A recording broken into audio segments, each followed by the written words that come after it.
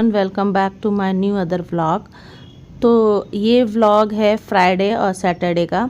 तो बस यहाँ पर बच्चे जाने लग गए हैं और स्कूल जाने के लिए इन लोग ने ब्रेकफास्ट वगैरह कर रहे हैं सुबह का, जो उन लोग सुबह करके जाते हैं। यहाँ पे डेजी का वीडियो मैंने थोड़ा सा शूट कर लिया था क्योंकि मैं इस टाइम पे फ्री बैठी हुई थी, क्योंकि मेरे सारे काम निपट गए थे सुबह के। और यहाँ पर देखिए इसकी मस्ती चालू है। और इतने बड़े टोप में मैंने चढ़ाया था पास्ता। और देखिए क्योंकि ना एक दूसरा बर्तन था वो छोटा था, तो हिलाने डुलाने में ना पूरे बहुत सारे नीचे गिरने लग जाते हैं। तो बस इसी में मैंने बना लिया था। और साइड में लगा दिया था चाय, क्योंकि सुबह सुबह चाय बहुत लगती है तलब पीने की। और ये पोछा बहुत दिनों से ना गंदा पड़ा था, तो मैं बोली आज गर्म पानी में भिगा कर रख देती हूँ। रात को ही भिगा कर रख दी थी। और सुबह सुबह ही मुझे जाना पड़ा था मॉल। और यहाँ पर बच्चे लोगों को ड्रॉप करने के बाद बच्चे चले गए थे, तो फटाफट फ्रेश हो गई थी, नहा धो ली थी, दिया बत्ती ख़त्म कर ली थी और यहाँ तैयार होने लग गई थी मॉल जाने के लिए। क्योंकि कुछ कुछ चीज़ें ऐसी है ना कि ख़त्म हो जाती हैं, तो उस टाइम पे ही लेना ज़रूरी होता है। और मेरे हस्बैंड का ऐसा है ना कि सैटरडे संडे वो जल्दी निकलना नहीं चाहते हैं बाहर मॉल वगैरह में, क्योंकि बहुत गर्दी रहती है। तो उन्होंने कहा कि मॉर्निंग में ही जाएंगे तो खाली खाली सा मिलेगा, तो फटाक से काम ख़त्म हो जाएगा। तो यहाँ पर मैं कंघी कर रही थी, तो एक बार कंघी की तो चप्पू चप्पू जैसी लग रही थी, दोबारा फिर की और बाल तो पूरे झड़ चुके हैं। और ये लूज़ लूज़ कुर्ता पहनकर मुझे बहुत अच्छा लगता है, कंफर्टेबल लगता है। और हमेशा ज़्यादा करके मैं यही वाला कुर्ता वेयर करती हूँ। और यहाँ पर मैं तैयार हो गई थी और जाने ही लगी थी कि बेल की आवाज़ आई और यहाँ पर आ गई थी काम वाली मावशी। और मावशी फिर पोछा लगाने लग गई थी, तो मैं बोली इतना देर बैठ कर मैं करूँगी तो करूँ क्या। तो मैंने सोचा कि क्यों ना लंच का तैयारी ही कर लेती हूँ, तो जो बनाना है बना वगैरह के मैं रख देती हूँ। तो उससे क्या होगा कि मैं लेट भी अगर आई मॉल से तो खाना तो रेडी ही रहेगा, तो खाली मुझे खाना खाना ही रहेगा। तो यहाँ पर मैंने फटाफट दाल वगैरह चढ़ा दिया था। तो आज बना रही थी मैं पालक की दाल, तो बस यहाँ पर मैंने पालक वगैरह सब कट करके रख लिया था। और यहाँ पर दाल छौंका लगा दिया है। और फिर उसके बाद यहाँ पे मौसी अपना पोछा लगाते ही जा रही थी। और राइस देखूँगी टाइम के हिसाब से, अगर हो पाएगा तो ठीक है, नहीं तो आने के बाद ही राइस चढ़ाऊँगी और गर्मा गर्म खाएँगे फिर निकाल कर। तो दाल का छौंका भी लग गया, दाल में जो मसाले डालने थे सब डाल दिए थे। और यहाँ पे मौसी लगाने लग गई थी पोछा। उनको ना मैं भेज भी नहीं सकती थी कि जाओ बाद में आना, क्योंकि मेरा टाइम ही फिक्स नहीं है कि कितना टाइम लगेगा। मॉल में गर्दी है नहीं है ये भी नहीं मुझे पता। तो बस मैंने बोला कि अच्छा तुम करके फिर जाओ और फिर उसके बाद मैं जाऊंगी। तो यहाँ पर थोड़े से सुबह के जो ब्रेकफास्ट के जो थोड़े मोड़े से बर्तन थे ना, तो बस उनको भी क्लीन करने लग गई थी। और मौसी डाइनिंग एरिया में लगा रही थी पोछा। तो यहाँ पर फटाफट मैंने बर्तन क्लीन कर लिया, हल्का फुल्का सा गैस वगैरह भी पोंछ लिया कि गंदा सा ना लगे। तो बाद में तो दोपहर में मेरे को एक बार पोंछना ही पड़ता है। तो यहाँ पर देखिए मौसी आने लग गई है किचन में पोंछते पोंछते।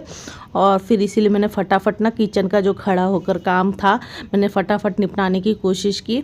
दाल को छौंका मार दिया, बर्तन थे वो क्लीन कर लिए, गैस वगैरह पोंछ लिया। तो बस ये देखो डी मार्ट की थैली वगैरह रखी है और जाना है मुझे डी मार्ट। कुछ सामान ख़त्म हो गया, अब बच्चों का स्कूल है तो कुछ ऐसी चीज़ें लग जाती है ना कि उस टाइम पे नहीं मिलता है, तो वो बच्चे मतलब मिस करते कि मम्मा ये चीज़ डाली होती तो बहुत अच्छा लगता। तो इसीलिए बस फटाफट निकल गई थी मॉल के लिए। गाड़ी में मेरे पार्ले जी का पैकेट रखा हुआ है बड़ा सा, ये स्ट्रेट डॉग के लिए हम रखते हैं।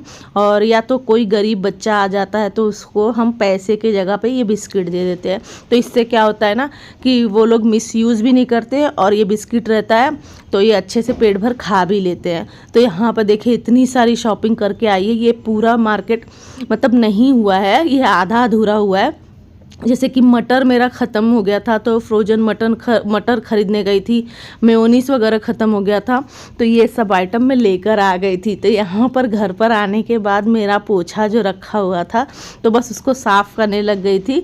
तो हस्बैंड वहाँ से मतलब चिढ़ा रहे थे मुझे। जब मैं कैमरे के आगे आती ना तो वैसे ही चिढ़ाते, तो मैं जल्दी ना उन लोगों के सामने मैं वीडियो रिकॉर्ड नहीं करती, मुझे बहुत शर्म आती है। और वो मतलब चिढ़ाते हैं, कुछ बोलते नहीं है, मना भी नहीं करते हैं, लेकिन चिढ़ाते हैं ना तो बहुत हंसी आ रही थी। तो उनको देख देख कर मैं घस रही थी और बोल रही थी उनको, और इतनी हंसी आ रही थी मुझे ना तो और ज़ोर ज़ोर से रगड़ने लगी थी पोछा। तो यहाँ पे 3-4 पोछा मैंने भिगाया था किचन का, टावेल वगैरह था तो बहुत गंदा सा हो गया था, तो ब्रश से घस दिया था अच्छे से। और जो बर्तन पड़े थे कि बेसिन में, वो भी थोड़े से धो दिए थे। तो यहाँ पर खाने का टाइम हो गया था और राइस चढ़ा दिया था, राइस चढ़ाई नहीं थी उस टाइम पे, फिर अभी आने के बाद चढ़ाई और यहाँ पे सीटी रिलीज़ हो गई है। तो मैंने यहाँ पे सैलेड वगैरह कट कर लिया था, हस्बैंड को बोला था तुम परोस के दे दो, तो ये इतना सारा हेल्प मेरा कर देते हैं। खाना वगैरह हमारा कंप्लीट हो गया था, फिर हम लोग आराम करने चले गए, बर्तन वगैरह सब क्लीन कर लिया था, फिर डायरेक्ट मैं शाम को वीडियो कर रही हूँ। और यहाँ पे देखिए परवल मेरा एकदम सूख के मतलब सूखने लग गया है, तो ख़राब तो नहीं हुआ था लेकिन सूख रहा था, तो मैंने बोली आज इसकी ही रेसिपी बना डालती हूँ। और इसको ख़त्म करना बहुत ज़रूरी है क्योंकि ये ज़्यादा दिन नहीं टिकता है, ये सुकुवार होता है। तो बस इसको आज मैं इसकी रेसिपी बनाऊँगी। तो दोपहर में मैंने जो कंडी माछ का रखा था तो उसे रखने लग गई थी और यहाँ पे आलू और परवल ले लिया है।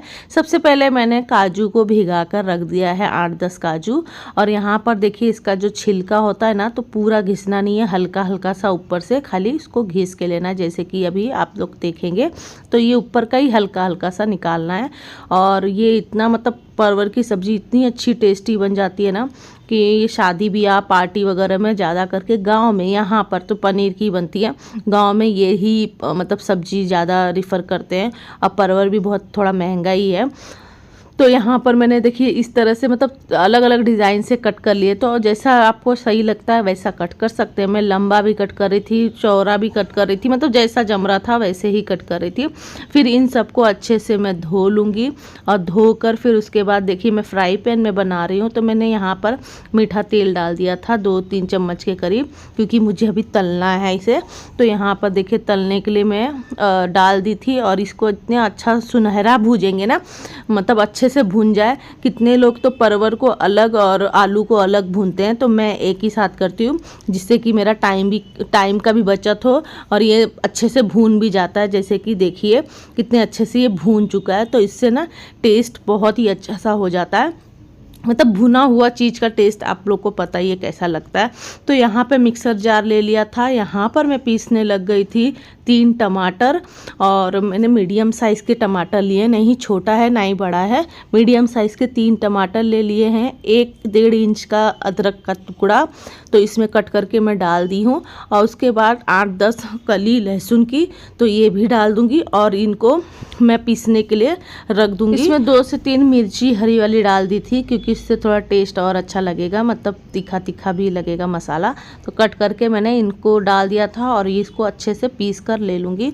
और वो जो तेल में मैंने फ्राई किया था ना, उसी तेल का यूज़ कर रही हूँ मैं, एक्स्ट्रा तेल नहीं डाली हूँ। तो यहाँ पर मैंने डाल दिया था जीरा, 2 तेज़पत्ता, थोड़ी सी दालचीनी और 1-2 लौंग और यहाँ पे 2 छोटी इलायची, ये सबको डालकर अच्छे से मैं भून लूँगी।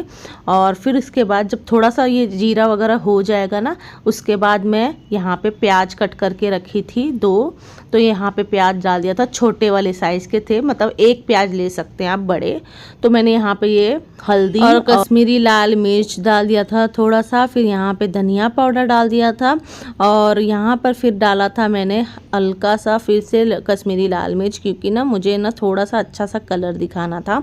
तो इन सबको अच्छे से तेल आने तक भूनना है। तो देखिए मेरा तेल आने तक अच्छे से भून गया था, क्योंकि जितना अच्छे से भूनेंगे उतना अच्छा टेस्ट आता है। तो यहाँ पर जो मैं टमाटर की प्यूरी बना कर रखी थी, तो वो उसको ऐड कर दी हूँ मैं और यहाँ पर अच्छे से मिक्स करूँगी इसे, और इसको भी ना मैं तेल आने तक भूनते रहूँगी और ये बहुत ही अच्छे से भून जाएगा। तो ढक्कन लगा दिया था, थोड़ा सा फास्ट रखा था और बीच बीच में आके चला रही थी, जिससे कि ये नीचे पकड़े ना, इसीलिए फ्राई पैन में बना रही थी, क्योंकि अक्सर क्या हो जाता है एल्युमिनियम वगैरह में बनाए ना तो नीचे से पकड़ने लग जाता है। तो यहाँ पर देखिए तेल रिलीज़ हो गया है। तो यहाँ पर इस टाइम पे मैं डाल दी थी नमक टेस्ट के अनुसार, और यहाँ पर अच्छे से चलाने के बाद फिर यहाँ इसी मिक्सर जार में मैंने जो काजू भिगा कर रखा था, तो इनको भी पीस लिया और इन सबको मैं ऐड कर दी हूँ। और ये जो बर्तन में लगा रहेगा ना, तो इसमें बाद में मैं पानी डालकर डाल दूँगी, उसमें वेस्टेज नहीं करना है।